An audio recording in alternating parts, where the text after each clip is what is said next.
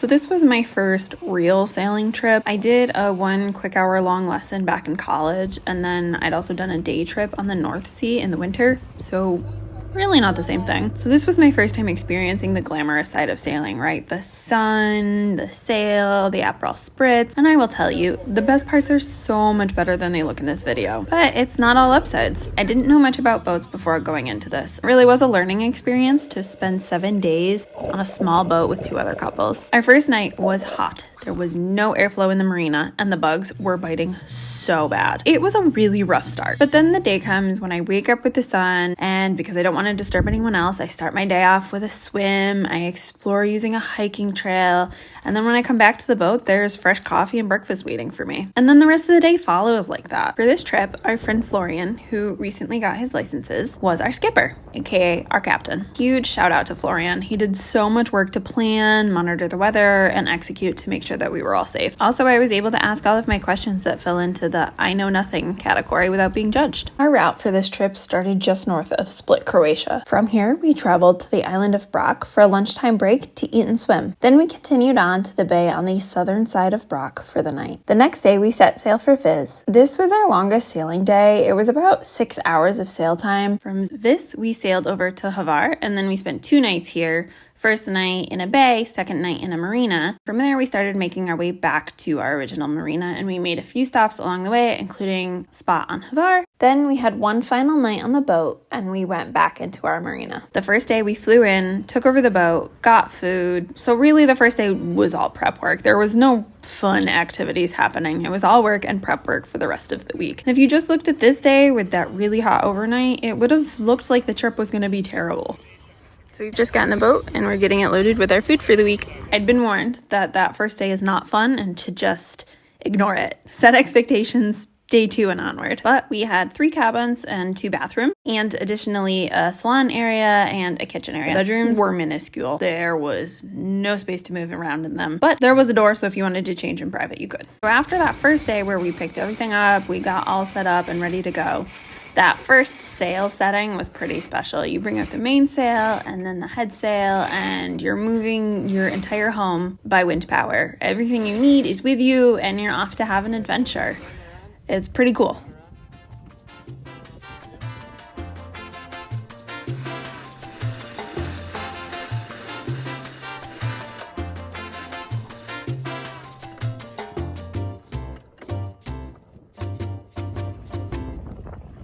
So what does a day of sailing include? Each day we would start with breakfast on the boat, and a lot of the days we would also go for a swim or maybe a hike on the island. Then we would get the boat prepped. This includes cleaning up anything that might move, having the deck entirely clean so that we can work with the sails, and cleaning up the lines so that they're ready to be used. Generally transitioning the boat from living quarters into a mode of transportation. Once we set sail, we would take anywhere from 1 to 6 hours, depending on what our destination was. Once we reached our destination, we would set up for the night. This includes setting up the anchor and setting up the landlines. It was then time to make dinner. Often we would go for a post-dinner swim or relax around the table. Jason has flippers on his hands and his feet. Look how fast he's going.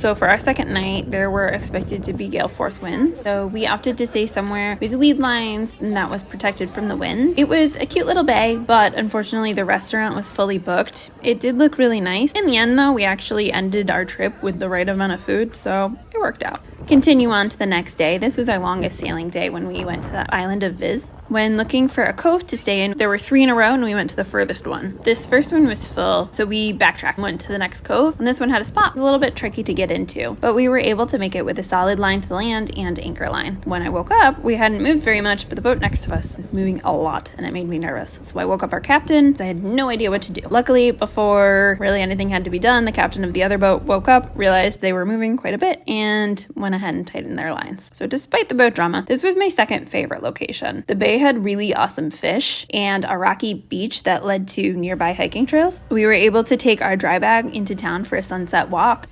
We have arrived at the bay that we're going to stay at for the night. So this is the bay we're going to stay at, and we've decided to go for a little walk. We are hoping to catch sunset at some sort of high point, but we don't actually know where we're going. A lot of the island just kind of looks like this. You can't really tell where there are trails or not. See what we find.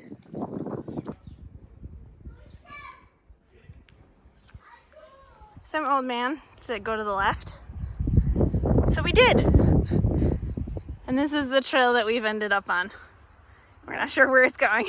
Yep, if you see this, it means we made it. So far he seems to have led us in the right direction. We have views that way, sun's over here. We'll see what we find. We found some grapevines.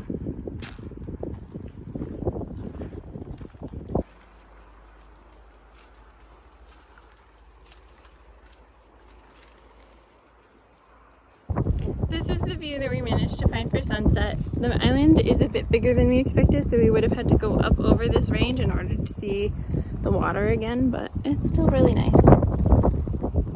Right, we made it back to our bay just in time for the last little bit of light.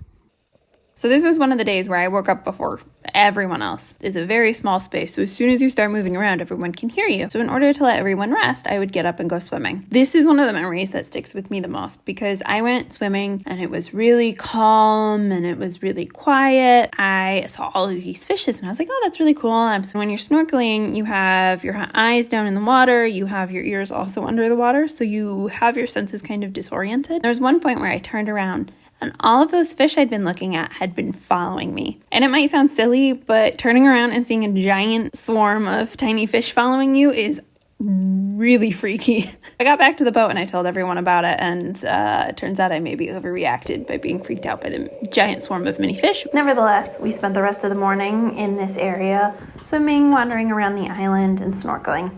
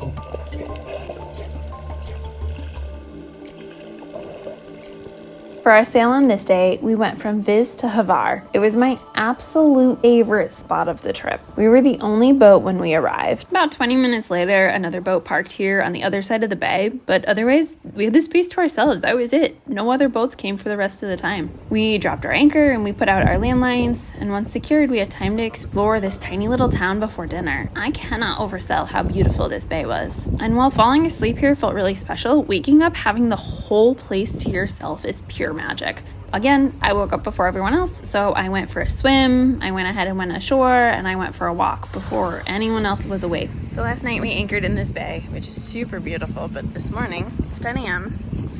and we now have tons of neighbors, some partiers. The beach is full, lots of movement, but this morning was really serene and beautiful. Went for a swim, went for a hike. Now we're hanging out.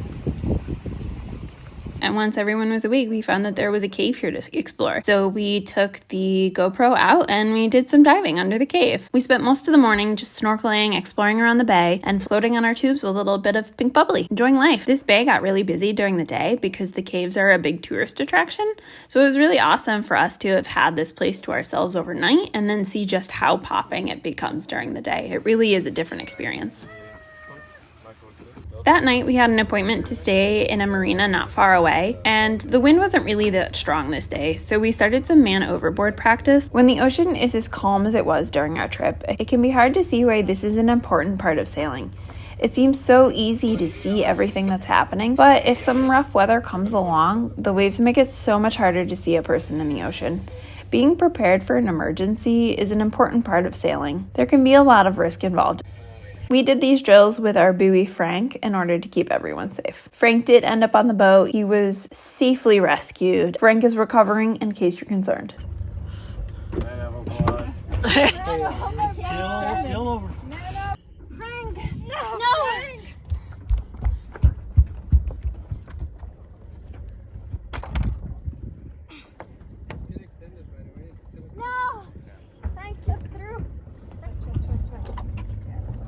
Once we finished with our man overboard exercises, we switched to the fun portion of the day. We took one of the lines, attached it to a large buoy, and swung off the boat from it. If you angled yourself correctly and jumped at the right time, you really could get a good swing. Did I mention we had the best skipper? If you look over Jason's right shoulder, you will see a giant cave. Keep this in mind because this is where I'm headed to later. Since we didn't have to go far, we were able to get into the marina early. We used the marina showers for a hot shower and then visited the local winery where we had a tasting of wine grown on the island, followed by dinner of fish stew that was locally caught. Everything was delicious. We sat at the marina, watched the other boats come in, and enjoyed our wine and dinner. It's good because there's gonna be Kara out from the off saying that. And then we had amazing food in the small restaurant. Don't mind me being out of breath. We're going for a hike. We're a bit late. Here's the town. You can see those little teeny tiny boats. That's where we're parked. And then up here, you can see a cave right in the middle. That's where we're headed. So we need to book it so we don't get stuck in the dark. Let's go. Oh, we're trying to book it. But there it is.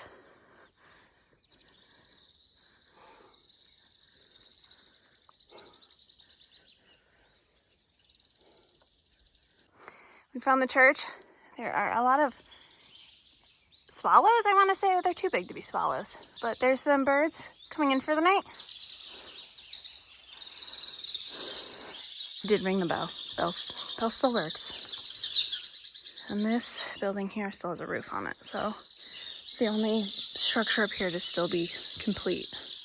We haven't figured out where those go yet. We found out what was up those stairs. Let's try. This is incredible. There's a ladder. It goes up. And then you cross the bridge. So we made it to the top. Way up there, way up in the mountains. And we have a gorgeous sunset still going, but we have a ways to go till we're back on our boat. So yet again, we're gonna hustle. And then we're gonna call it a night. There's the town. There's the sunset. We've had a casualty. Jason needs to save him. Mouth to mouth. Just suck the venom out. Oh no. Oh, he's gonna make it. Okay. Oh.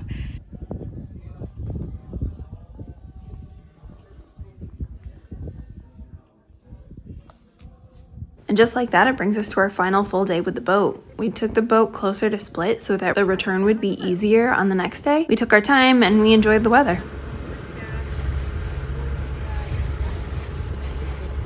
Short ones? Yeah. And then some of that. So remember which ones are the short. I think this one is a short one. That one feels shorter than this.